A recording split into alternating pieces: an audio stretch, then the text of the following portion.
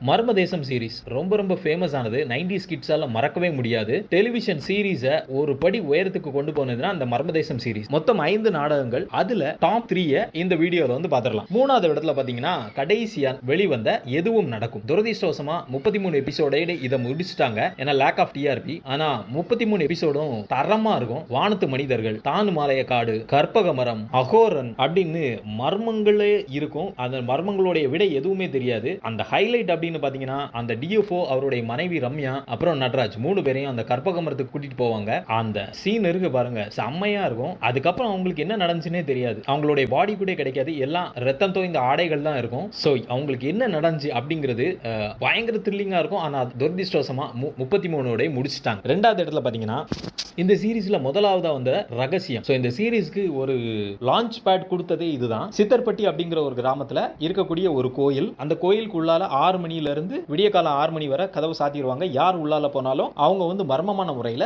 ஒரு நாயால கடிபட்டு இறந்துடுறாங்க. எதனால இப்படி நடக்குது? அந்த கோயிலுக்குள்ளால என்ன மர்மம் இருக்கு? அது போக ஒரு மர்மமான ஒரு ட்ரக் இருக்கு. அந்த ட்ரக் மோதி நிறைய பேர் இறந்துடுறாங்க. அந்த ட்ரக்கை ஓட்டுறது யாரு? இது எல்லாத்தையும் கண்டுபிடிக்க டெல்லி கணேஷ் அவருடைய மகன்கள் எல்லாருமே வராங்க. அவங்க எப்படி அந்த ஒவ்வொரு மர்மத்தையும் விடுவிக்கிறாங்க, அந்த கோயில்ல என்ன நடக்குது, நவபாஷான லிங்கம், அது எல்லாத்தையுமே பயங்கர த்ரில்லரா இருக்கும். நிச்சயமா இப்ப பார்த்தா கூட மிரட்சியா இருக்கும். முத இடத்துல ரொம்ப ஃபேமஸான விடாது கருப்பு. ஒவ்வொரு கேரக்டர்ஸ்க்கும் அந்த layer by layer of writing சொல்லுவாங்கல்ல, அது இந்த சீரிஸை ஃபுல்லா பாருங்க, உங்களுக்கு வந்து தெரியும். இந்த சீரிஸ்ல எந்த ஒரு கேரக்டரும் சும்மா வந்து போறது கிடையாது. அந்த குதிரை வர்ற சத்தம் இருக்குல்ல, அதுக்கே மிரண்டு போய் உட்கார்ந்துருக்கலாம். அந்த பேச்சு கிளவி, அந்த பங்களா, கம்மால கிடைக்கக்கூடிய அந்த காலியான பொன்பானைகள், அந்த ஒரு விடுகதை, அந்த பூசாரியும் ஸ்கூல் வாத்தியாரான காசியும் சேர்ந்து போடக்கூடிய ஒரு நாடகம், குதிரையில நெஜ கருப்பா வந்து கொலைகளை செய்யறது யார் அப்படிங்கிறது, இந்த கடைசியில் அந்த கிளைமேக்ஸ் எல்லாம் உண்மையிலே பீக் ஆஃப் ரைட்டிங் அப்படின்னு சொல்லலாம். One of the best thriller web series அப்படின்னா அது வந்து இந்த மர்ம தேசம் விடாது கருப்பு வந்து சொல்லலாம். யூடியூப்ல அவைலபிளா இருக்கு, நீங்க ஃபுல்லா பாருங்க.